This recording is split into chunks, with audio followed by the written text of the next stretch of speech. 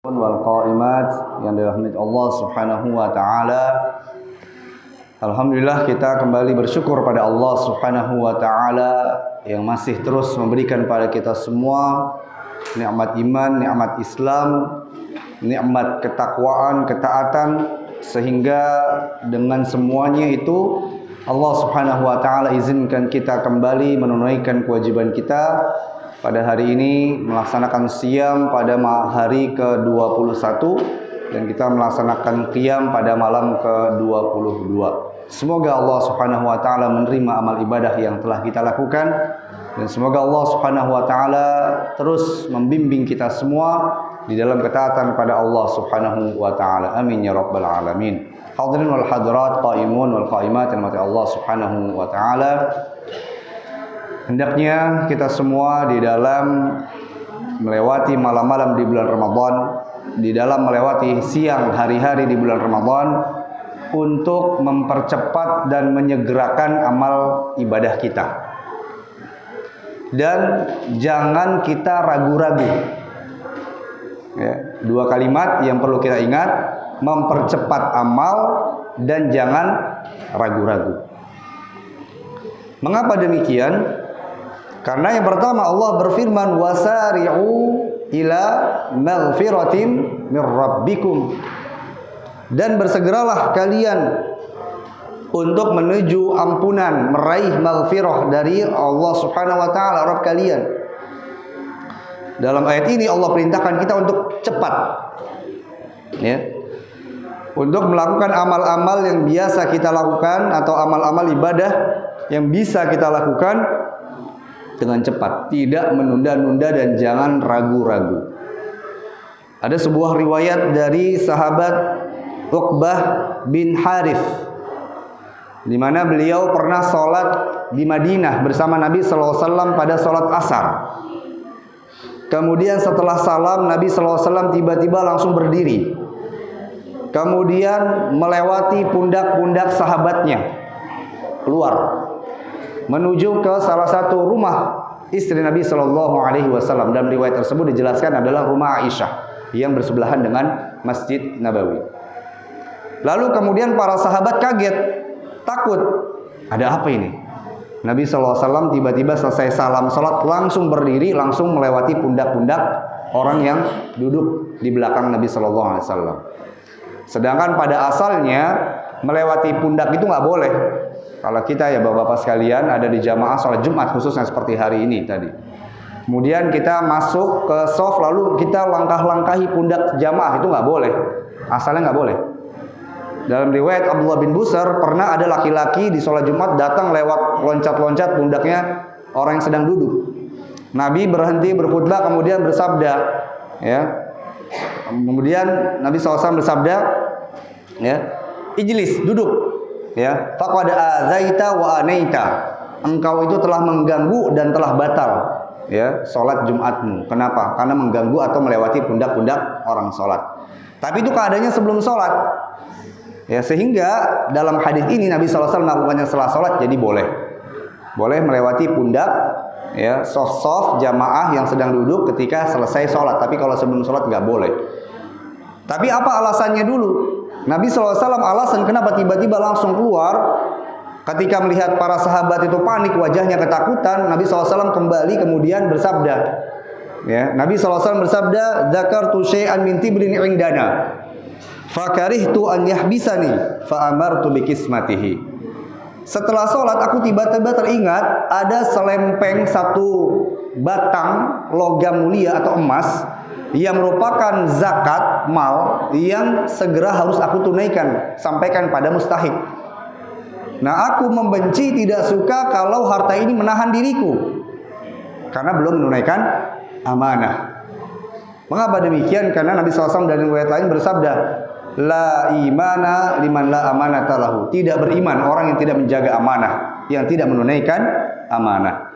Kita lihat Nabi SAW dalam hadis ini begitu cepatnya melakukan ibadah untuk apa? Untuk menyampaikan harta zakat kepada mustahiknya. Dalam riwayat yang lain Nabi SAW tidak mau ada harta zakat yang beliau itu diwakilkan untuk menyampaikannya pada mustahik bermalam harta zakat itu di tempat beliau, tapi maunya langsung disampaikan. Ya. Oleh karena itu kalau kita lihat di hadis ini berarti Nabi SAW begitu cepat melakukan ibadah dan tidak ragu-ragu. Ya. Keraguan-raguan itu biasanya datang dari godaan syaitan. Syaitan itu akan datang kepada manusia dari segala arah. Kalau dari depan nggak mempan, dari belakang. Dari belakang nggak mempan, dari kanan. Kanan nggak mempan, dari kiri. Terus dari semua arah. Maka prinsipnya dua ya saat ini. Cepat dan jangan ragu-ragu. Dan hadis ini disebutkan oleh Al-Imam An-Nawawi rahimahullah taala dalam kitab Riyadhus Shalihin dalam bab al-mubadaratu ilal amalil khair. Bersegera untuk melakukan amal salih wala yataraddadu fihi, dan tidak ragu-ragu dalam melaksanakannya. Karena biasanya keraguan-raguan ini akan menghabiskan waktu. Ya. Malam ini kita mau i'tikaf misalnya. Tapi ragu-ragu, wah kayaknya masih ada urusan dulu nih, nanti sebentar. Nanti aja deh, nanti kemudian akhirnya menjadi lewat. Nabi SAW bersabda, at-taswifu minasyaiton. Kalimat nanti, entar besok, ya, tarsok, itu adalah dari godaan syaitan. Maka prinsipnya dua, cepat dan jangan ragu-ragu. Ada perkataan dari Syekh Utsaimin rahimahullah taala yang begitu luar biasa. Beliau katakan, "I'lam, ketahuilah, idza awwatta nafsaka ala tahawuni, kalau engkau itu membiasakan jiwamu, dirimu itu lalai, melakukan kelalaian, penundaan sesuatu amal ibadah, maka apa? I'tadat alaih, maka jiwa kita itu kebiasaan, ya.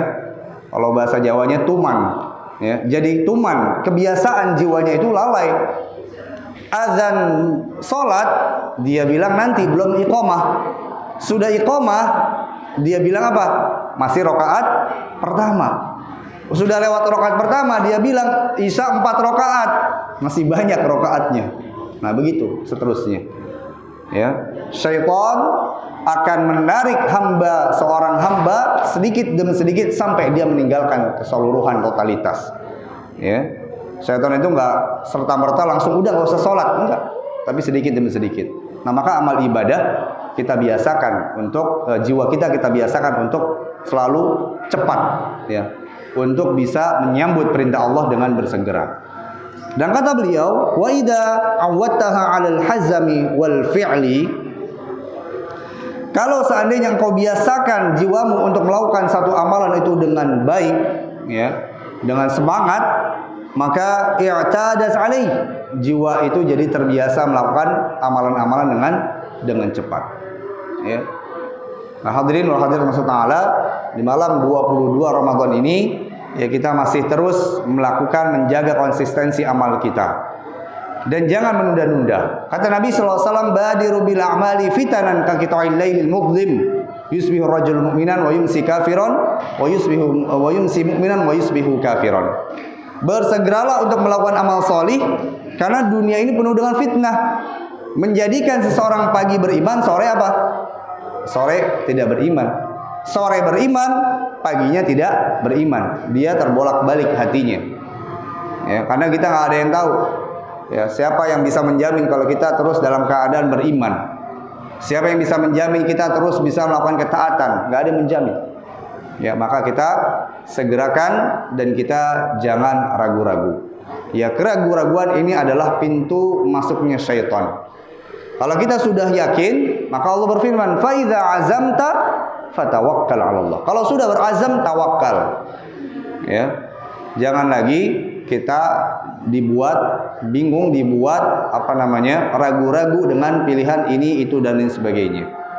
Ya, bersegera kita melakukan amal soleh, karena dunia ini penuh dengan fitnah, di mana fitnahnya itu bisa membuat orang terbolak-balik hatinya dari iman menuju kafir, kafir menuju iman. Terus seperti itu terbolak-balik. Ya, fitnah-fitnah dunia itu begitu banyak.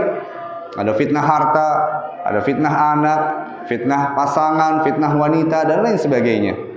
Ya, makanya kita bersegera, kita berlindung pada Allah Subhanahu wa taala dari fitnah dunia dan akhirat, dan kita meminta kepada Allah Subhanahu wa taala agar kita diberikan kesempatan untuk bisa mempercepat ya amal kita, bersegera melakukan amal soleh dan tidak ragu-ragu. Karena keraguan itu datang dari syaitan, pintu celah masuknya syaitan untuk membidik seorang hamba untuk dia bisa kalah ya di bulan Ramadan ini, wal iyadzubillah. Maka mudah-mudahan kita termasuk dari orang-orang yang nanti di akhir Ramadan menjadi pemenang, yang sampai pada garis finish dalam keadaan telah menyelesaikan semua aktivitas-aktivitas ibadah kita sesuai dengan perintah Allah Subhanahu wa taala dan tuntunan Nabi kita yang mulia sallallahu alaihi wasallam. Amin ya rabbal alamin. Demikian yang bisa saya sampaikan. Mohon maaf. Assalamualaikum warahmatullahi wabarakatuh.